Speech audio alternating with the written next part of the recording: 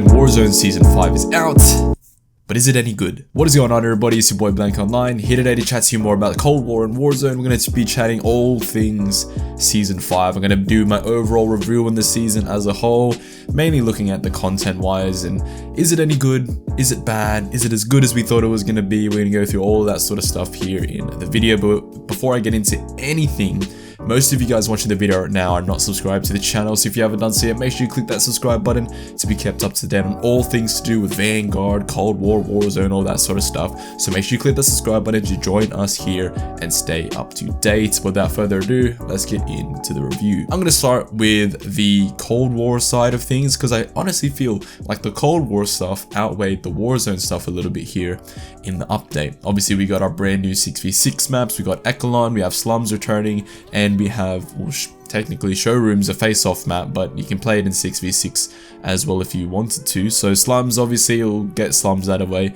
It's Slums. It's not anything too amazing. It's just the map that we've gotten a lot of times remastered in the history of Treyarch Call of Duties, and it's not bad. It's Slums. So obviously Slums is good, so Slums is going to be good here. What I found interesting about Slums here in Cold War is that it looks brighter, or at least less saturated as it did in Black Ops 4. Black Ops 4 Slums looked very, very orange, or at least I remember it to be very, very orange. Whereas here in Cold War, it looks less orange and it looks more natural, if that makes sense. It's a brighter map. It looks really good. Granted, that it doesn't look so orange I mean, take it as you may. Some people may not like it. Maybe some people want the orange Slums back. But for me, I kind of like the brighter look that it has here in Cold War. It looks different. The map's exactly the same. So it plays exactly the same as it would do in Black Ops 2 and Black Ops 4 and whatever. So for me, Slums is good. It's there. It's whatever. It's just another remake. I'll move on to Showroom. I'll leave Echelon to last because it's the original 6v6 map. Showroom is chaotic. Showroom is definitely not meant to be a 6v6 map. It is very small, the spawns are all over the place, and if you use a sniper on that map, it's basically aimbot. Because the aim assist is so crazy on snipers, and snipers are so easy to use, that on a map like Showroom, it's kind of stupid. I've played, I'd say I played a good chunk of Showroom face-off, and it's definitely not a 6v6 map. It's definitely, I don't think that map was ever built to be made to be a 6v6 map, but it's cool. It is a section of Pines. It's a section we've never been in, but it's still within that Pines mall. So it's technically a new map, and it's pretty cool. Like the escalators in the middle, which you can jump over and that sort of stuff. That's interesting. But as I said, it's not a 6v6 map. If you want to go in there and have some chaotic multiplayer fun, then go ahead and play some 6v6 face-off on Showroom. Just know that you're gonna die to people behind you, in front of you, to the sides of you. They just spawn, and it's crazy. It's mental, but in a way it's kind of fun with how crazy and that sort of stuff it is. So I do like Showroom for what it is. It's just not a 6v6 map. And lastly, let's talk about Echelon. And I'm gonna say it right now, I like it. I like Echelon. I think Echelon is a really good map. I see some people online saying that whoever made Echelon needs to stop designing Call of Duty maps, but I don't see where that criticism comes from because I like it. I like Echelon. It's a new map. It's original and it's not awful. And that's something I didn't think I was gonna say.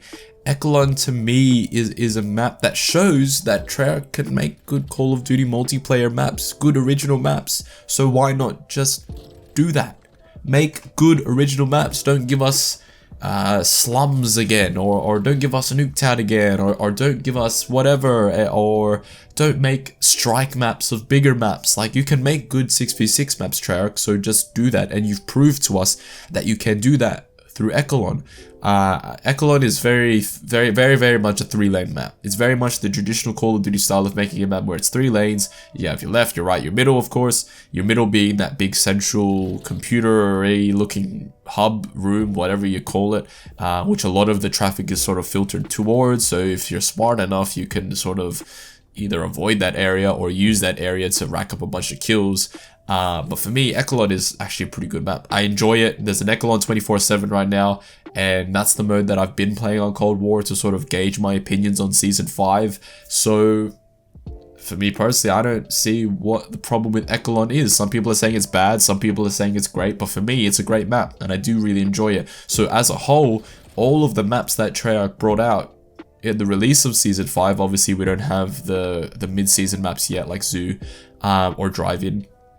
But for the things that they brought out on release, the maps are really good. Well, maybe not. Maybe that's an over-exaggeration, but they're good. I think Echelon's really good. I think Slums is Slums, so that's going to be good anyway. And then I think Showroom as a 6v6 map is just chaotic. So it's not a good 6v6 map, but it's a good map to sort of just have brainless fun and just kill people on. So for me personally, I think maps-wise, Season 5 killed it. I think Season 5 brought us really, really good content there in terms of maps. In terms of other things, let's talk about Double Agent. Double Agent doesn't work. It does not work in a public playlist. It can only work if you're playing with friends. And even then, it doesn't really work. Double Agent just ends up being a team deathmatch. No one really plays the game mode to how the game mode is meant to be played. And unless people are using mics and that sort of stuff, it doesn't really work. As a concept, Double Agent is an interesting concept, but on a multiplayer public playlist where you're just playing with random people, doesn't work. So for me, Double Agent's a bit of an L because it didn't really work there.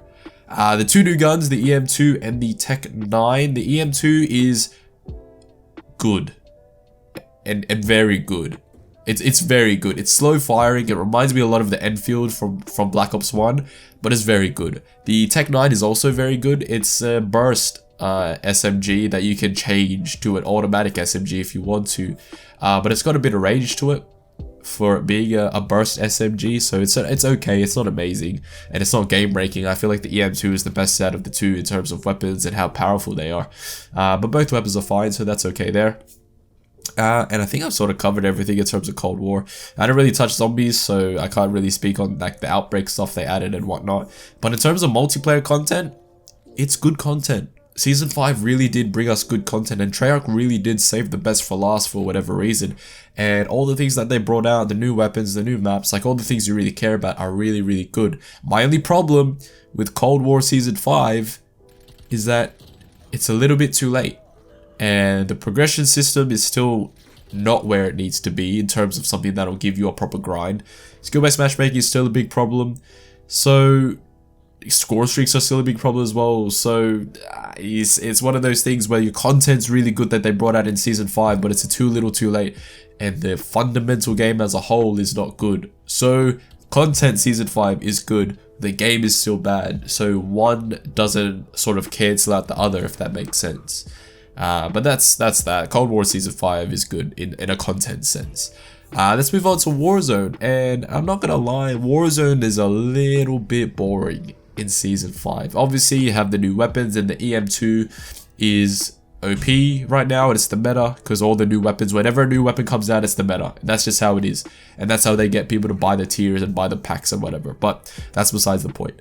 The two new perks are arguably the biggest thing here. They have Tempered and you have Combat Scout. Combat Scout, a lot of people are saying it's OP. It's only really OP if you get a lot of shots on the enemy and then that little red outline thing is there for longer. If you only get like one shot on an enemy, it's only there for like a millisecond of where you can see them. But if I'm honest with you, it's really just a snapshot grenade, and that's pretty much it. Like, it's just a snapshot grenade that you can use your bullets on.